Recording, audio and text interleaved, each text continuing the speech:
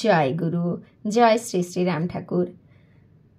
আমরা সংসারে জন্ম নিয়েছি যখন আমাদের নানা ধরনের দুঃখ কষ্ট এবং অবশ্যই আনন্দের মধ্যে দিয়ে যাতায়াত করতে হয়।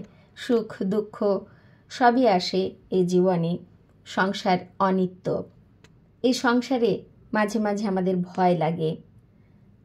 আজ আমরা শুনব শ্রী শ্রী ঠাকুরের নাম প্রসাদ বইটি থেকে। শ্রী শ্রী ঠাকুর নাম নিয়ে কি বলছেন, নামের প্রভাব কীরকম, নাম কখন করতে হয়, এইরকম ছোট ছোট নানা প্রশ্নের উত্তর এই বইটিতে রয়েছে। আজ সেখান থেকেই আপনাদের পাঠ করে শোনাচ্ছি লেখক অধ্যাপক শ্রী সুধাংশু বিমল দাস। ভয় নিয়ে শ্রী শ্রী ঠাকুর বলছেন, আপনি গো কোনো ভয় নাই, আশ্রয় যখন পাইছেন আমি আপনাগো ছাইড়া জামু কই। আপনার দেহ আমার মন্দির, আপনার গৃহ আমার আশ্রম। আমি যে মন্দিরের সেবক, কেবল গরিব বামুনের একটি কথা, নাম করেন নাম করেন। কামনা বাসনা ত্যাগ কইরা অভিমান মুক্ত হইয়া নাম করলে সব হইব। আরও জানবেন, নাম যখন পাইছেন আপনাগো নিত্যানন্দ ধামে নিয়া জামুই জামু। শ্রী শ্রী ঠাকুর আরও বলেন, সর্বদাই শ্রীগুরুর নিকটে থাকিতে লালসা রাখিয়া তাহারই নিকটে তাহারই বাঞ্ছিত অবস্থায় তাহারই কোলে ছোট ছেলেটির মতো বসে আছেন, এরূপ কল্পনা করিতে চেষ্টা করিবেন। তাহার রক্ষিত জনের ভয় কি?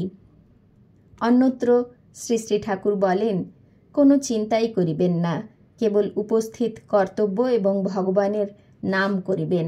ভয় কি? আমি তো আছি। উদয়ের পথে শুনি কার বাণী, ভয় নাই ওরে ভয় নাই।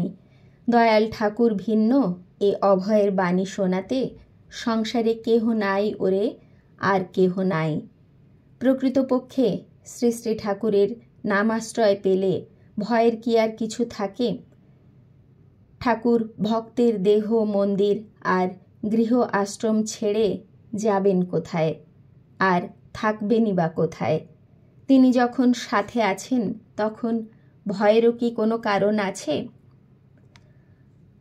আমরা নানা সময়ে সংসারে বিভিন্ন ধরনের চিন্তা তাতে মগ্ন হয়ে যাই এবং সেই চিন্তা হতে উদ্ধারের একমাত্র উপায় শ্রী শ্রী ঠাকুরের বাণীতে বিশ্বাস করা, নামে বিশ্বাস করা। তার নাম সকল সময়ে সকল অবস্থায় নেওয়া যায়। শ্রী শ্রী ঠাকুর বলছেন, কোনো কঠিন কঠোর তপস্যার কি দরকার আছে?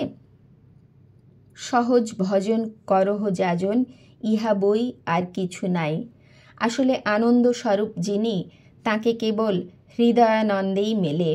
দেহটিকে কষ্ট দিয়ে সীমাহীন কৃচ্ছ সাধন করা কি সকলের পক্ষে সম্ভব?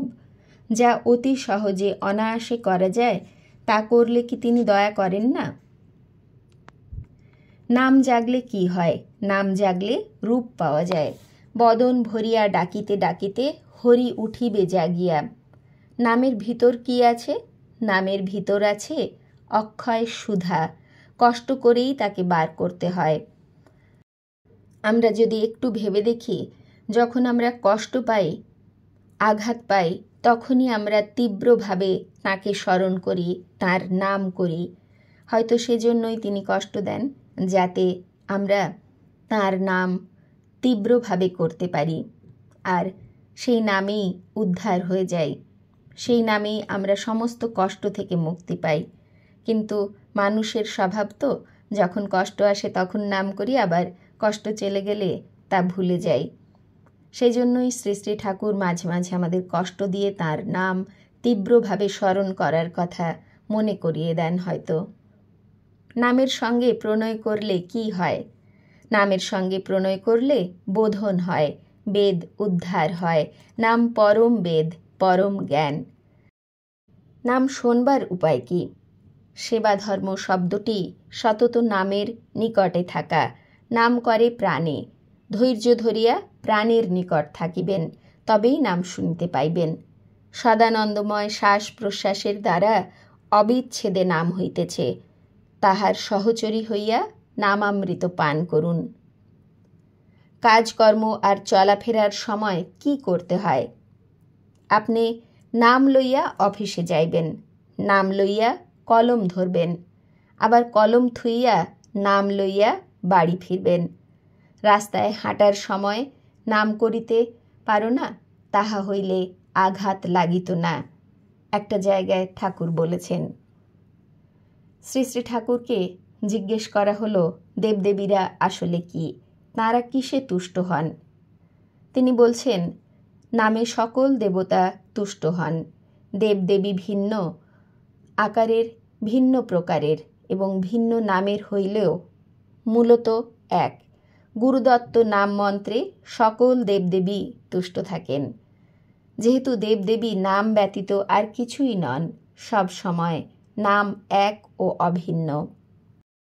ঠাকুর, নামের সেবকের কি হয়? শ্রী শ্রী ঠাকুর বললেন, যিনি নিরন্তর নামের সেবা করেন তিনি জ্ঞান লাভ করে সর্বপ্রকার ঋণ মুক্ত হন, পরে মৃত্যু শেষে নিত্যধামে গমন করে চিরকাল ভগবৎ সমীপে বাস করেন। নাম সাধনের কথা কি কেবল এ যুগের? অন্যান্য যুগেও কি এ নাম সাধন ছিল? পৌরাণিক বিভিন্ন উপাখ্যান আস্বাদন করলে জানা যায় শুধু এই কলিযুগে নয়, সকল যুগেই বিভিন্নভাবে নামের অনন্য মাহাত্ম্য আর শ্রেষ্ঠত্ব উদ্ভাসিত হয়েছে। এসব উপাখ্যান আস্বাদন করলে সর্বযুগে নামের শ্রেষ্ঠত্ব উপলব্ধি করা যায় ও তা প্রকাশিত হয়। আজ এই পর্যন্তই। শ্রী গুরুদেবের কৃপায় আমাদের প্রত্যেকের মধ্যে নামের প্রতি আস্থা জাগুক, ভক্তি জাগুক, বা যাঁরা মন্ত্র দীক্ষা পেয়েছেন সেই মন্ত্রের প্রতি আমাদের আস্থা, ভক্তি, শ্রদ্ধা, বিশ্বাস সব আসুক, এই প্রার্থনাই করি তাঁর শ্রীচরণ কমলে। জয় গুরু, গুরু কৃপা হি কেবলম। জয় শ্রী শ্রী রাম ঠাকুর। জয় গুরু।